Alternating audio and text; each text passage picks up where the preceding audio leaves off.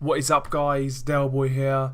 So the undercard to Dillian Whyte versus Joseph Parker is starting to take shape, and I've got to say, for a pay-per-view card, I'm not interested at the moment. I don't think this is a pay-per-view worthy card, to be quite honest with you.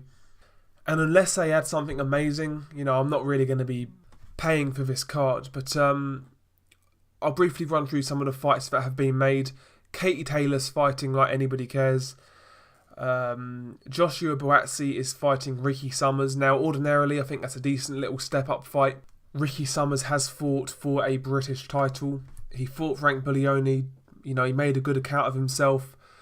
But, is Josh Buatsi versus Ricky Summers worthy of a slot on a pay-per-view card? I'm not so sure, not for me.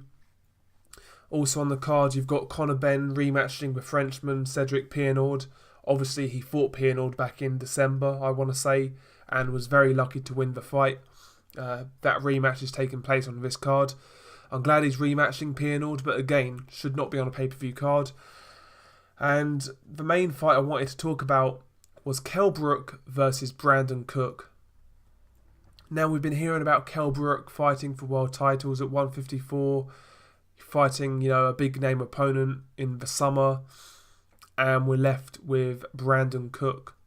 This fight certainly isn't worthy of a pay-per-view card. Somehow this fight is an IBF eliminator.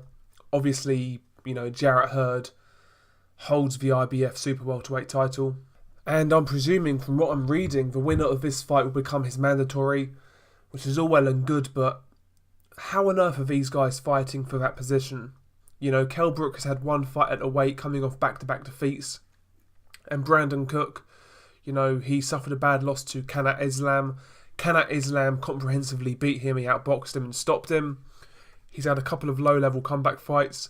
And now he is also in an opportunity to fight for a world title eliminator. Why is it Brandon Cook who is fighting in that eliminator and not Kanat Islam? Kanat Islam is ranked in the IBF after beating Brandon Cook. And since Brandon Cook has lost to Kanat Islam, he's not fought for any IBF trinkets, so I'm not sure how this guy's ranked above Kanat Islam. It makes no sense whatsoever. So why this guy is fighting Kell Brook, I don't know. If anybody's going to fight him, at least be Kanat Islam. Islam is a undefeated guy. He's a fringe contender. He's got a good amateur background. He's well schooled. He's a solid boxer. Reasonable power. If Kell Brook was fighting Islam in a final eliminator, yeah, we'll be questioning how Brook has got that. But it's a better fight, Islam brings something to the table. It's a tough fight. But this guy, what's Brandon Cook done to get in this position? I mean, his best win is Stephen Butler. Stephen Butler's an okay fighter in Canada, but he's certainly not done enough to warrant a world title eliminator. And this is becoming a little bit too regular with Matchroom in terms of pay-per-view cards. So you'll have a decent main event. I do like Joseph Parker versus Dillian Whyte. It's a solid main event. Not enough to be a pay-per-view on its own. It needs a really big card. So Eddie Hearn then stacks the card with big names like Kell Brook. But Brook isn't in with another top-level fighter. He's in with an unknown. A guy who's failed at Fringe World level. A guy who got knocked out at Fringe World level. And they're going to try and sell this as a pay-per-view. Like I said, man, unless they really drastically add something to this card, I'm not going to be paying for this. It's not worth the money. It's not worth 19 quid. I could be a millionaire and I wouldn't pay for this one. I'll be completely honest. Like I said, I like the main event, but from what I see so far, the card itself, nah, not for me. I'm sorry. It's not for me. And Katie Taylor, can I just say, stop putting this woman on pay-per-view cards. Listen, if she wants to box, let her do that. I'm not interested. The quality is not there.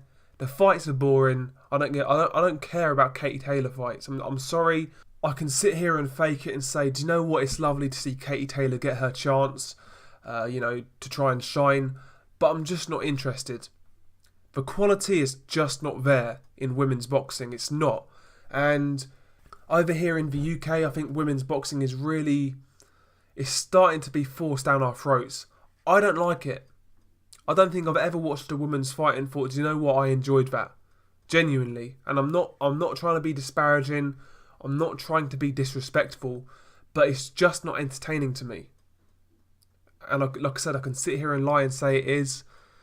I respect their choice to do it, but listen, man, if people are being honest, let's say there's a survey put out amongst boxing fans in the UK, and the survey asks, do you enjoy women's boxing? Simple question. I'd say 75% to 80% of fans would say no, they don't enjoy it, if they're being honest.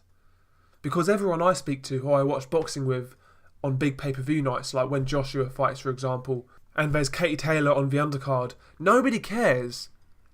You know, when Katie Taylor's fighting, you know, you go to get another beer, you go for a shit, you know, you get something to eat. Nobody watches it. We talk through it. Nobody cares. And I'm sorry if that offends people, but I think for the vast majority of boxing fans, and maybe I'm speaking out of turn, maybe it's just me, but from my experience, from watching boxing with other people in the flesh, people don't really enjoy women's boxing. They don't. And I think it's becoming an easy way to fill up cards, you know, to fill up slots on cards. You know, because these women are not getting paid as much as obviously world-class male fighters. Ironically, I actually think they're being used to fill big cards on the cheap. To be honest with you, that's how I feel. So yeah, this pay-per-view card so far really isn't taking shape. Like I said, I really like the main event, but as for everything else, I am not interested. What do you guys think about this card? Am I, you know, being overly critical? Or do you think I'm being fair? Are you going to buy this card as it stands? You know, maybe if they add a brilliant world title fight out of the blue, maybe I'll reconsider, but I just can't see that happening. I think this is going to be a very weak pay-per-view card. What do you guys think? Peace.